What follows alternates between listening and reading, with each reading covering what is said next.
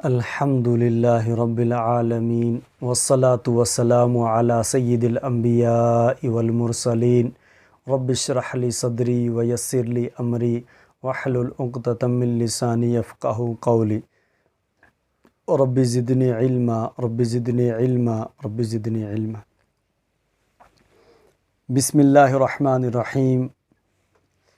آج ہم جو مسائل پڑھنے جا رہے ہیں یہ ہے اقسام النجاست و احکامها، نجاست کی قسمیں اور اس کے احکام۔ قال تعالی وثیابک فطہر، سورہ مدثر آیت نمبر 4۔ ترجمہ: اے محمد صلی اللہ علیہ وسلم اپنے کپڑے کو پاک و صاف رکھیے۔ رسول اللہ صلی اللہ علیہ وسلم نے فرمایا لا يقبل اللہ صلاۃ من غیر طہور، رواہ البخاری و مسلم۔ ترجمہ: اللہ تبارک و تعالی بغیر پاکی کے کسی نماز کو قبول نہیں کرتا۔ نجاست کی تعریف کیا ہے؟ نجاست کسے کہتے ہیں؟ نجاست گندگی کو کہتے ہیں۔ نجاست کی تعریف: بدن، کپڑا اور جگہ کا ایسی حالت میں ہونا جس کو شریعت گندا سمجھتی ہے اور جس سے پاک رہنے کا حکم دیتی ہے، نجاست کہلاتی ہے۔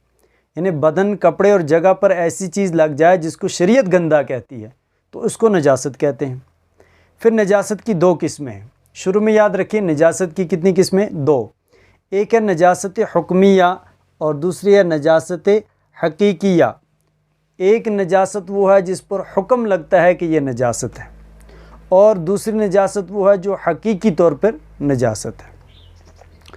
نجاست حکمیہ کی تعریف: انسان کی وہ حالت جس میں نماز اور قرآن پڑھنا درست نہیں ہے۔ یعنی نجاست حکمیہ وہ حالت ہے انسان کی جس میں انسان نماز اور قرآن نہیں پڑھ سکتا۔ نجاست حقیقیہ کی تعریف: وہ چیز جس سے انسان نفرت کرتا ہے اور اپنے بدن اور کپڑوں اور کھانے پینے کی چیزوں کو اس سے بچاتا ہے، اسی وجہ سے شریعت میں اس سے بچنے کا حکم ہوا، اور اگر کسی چیز میں لگ جائے تو اس کے دور کرنے اور اس چیز کے پاک کرنے کا حکم کیا گیا ہے۔ اب شروع میں نجاست کی کتنی قسمیں ہیں؟ نجاست حکمیہ اور نجاست حقیقیہ، یہ دو قسمیں ہیں۔ پھر نجاست حکمیہ جو ہے اس کی آگے پھر دو قسمیں نکلتی ہیں۔ ایک کو کہتے ہیں حدث اکبر اور ایک کو کہتے ہیں حدث اصغر۔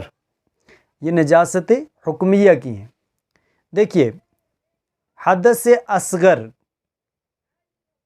عام فہم مثال میں بے وضو ہونا، حدث اکبر غسل کی حالت ہونا۔ اب بظاہر جب انسان بے وضو ہوتا ہے تو اس کے جسم پر کوئی ناپاکی لگی ہوئی نہیں ہوتی ہے، لیکن شریعت نے حکم دے دیا کہ یہ اس وقت ناپاک ہے، نماز نہیں پڑھ سکتا، تو ہم کہیں گے اس ناپاکی کو یہ دور کرے گا، اس نجاست کو یہ دور کرے گا۔ مگر یہ کون سی نجاست ہے؟ حکمی، کہ اس پر حکم لگ گیا کہ یہ نجاست ہے۔ ورنہ حقیقت میں جب انسان بے وضو ہوتا ہے تو کون سی چیز اس کے جسم پر لگی ہوتی ہے؟ جب انسان باوضو ہو اور بے وضو ہو، دونوں صورتوں میں اس کے جسم پر کچھ لگا ہوا نہیں ہوتا، لیکن شریعت کا حکم ہے کہ بے وضو انسان نجاست والی حالت میں ہے اور باوضو انسان پاکی کی حالت میں ہے، تو اب شریعت کے حکم کی وجہ سے ہم اس کو کہتے ہیں یہ نجاست حکمی ہے۔ حقیقت میں یہ نجاست نہیں ہے، بلکہ اس پر شریعت کا حکم نجاست کا لگا ہے۔ اسی طرح غسل کی حالت بھی ہے۔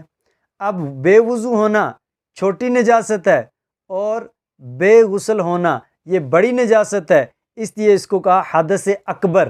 اکبر کا مطلب بڑی اور حدث کا مطلب نجاست۔ حدث اکبر بڑی نجاست، حدث اصغر چھوٹی نجاست۔ حدث اکبر کی تعریف: انسان کی وہ حالت جس میں بغیر نہائے یا تیمم کیے نماز اور قرآن مجید کا پڑھنا درست نہیں ہے۔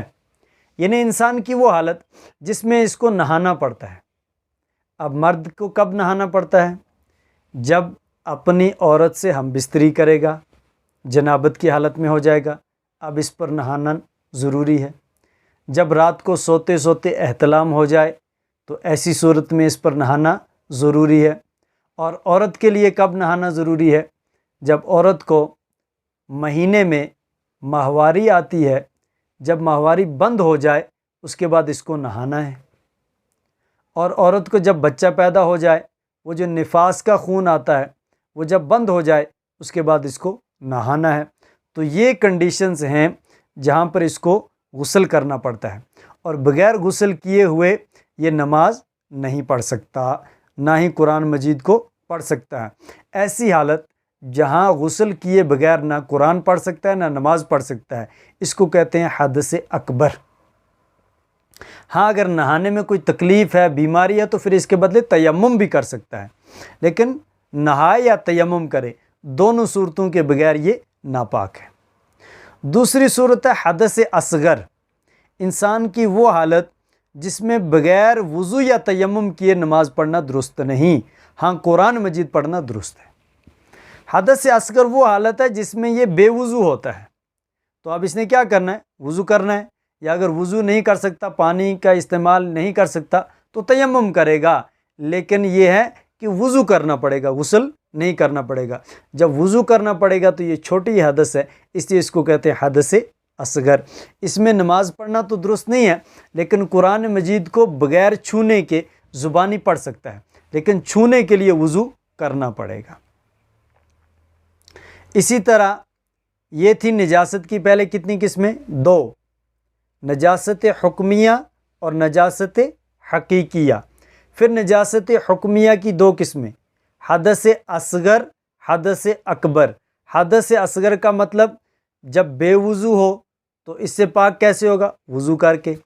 حدث اکبر جب غسل کی حاجت ہو تو کیسے پاک ہوگا؟ غسل کر کے۔ اور ان دونوں صورتوں میں اگر پانی کا استعمال نہ کر سکتا ہو یا پانی نہ ملے تو دونوں صورتوں میں تیمم کر لے تب بھی پاک ہو جاتا ہے۔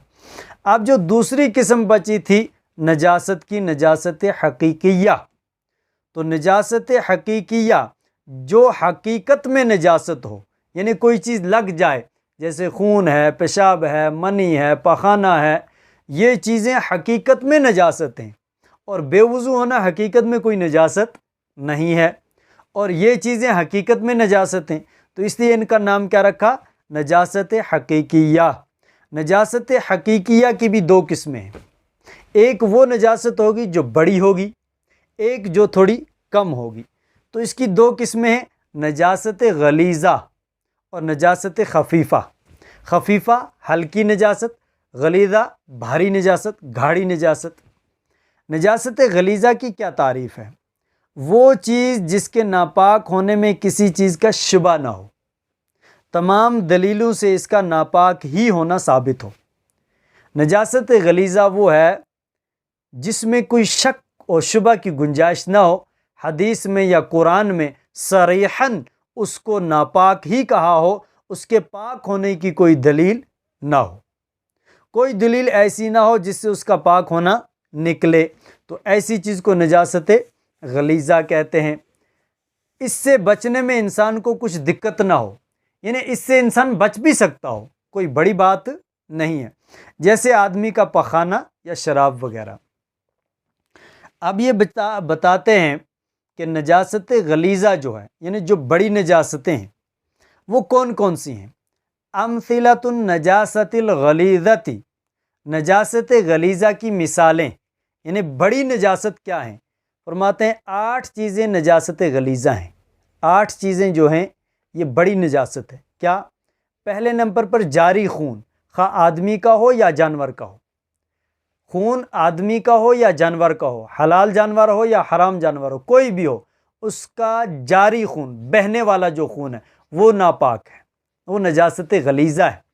جانور کے اندر ذبح کرنے کے وقت میں جو خون نکلتا ہے وہ خون ناپاک ہے، اور جو جانور کے جسم کے اندر بچ جائے رکا ہوا خون وہ ناپاک نہیں ہے۔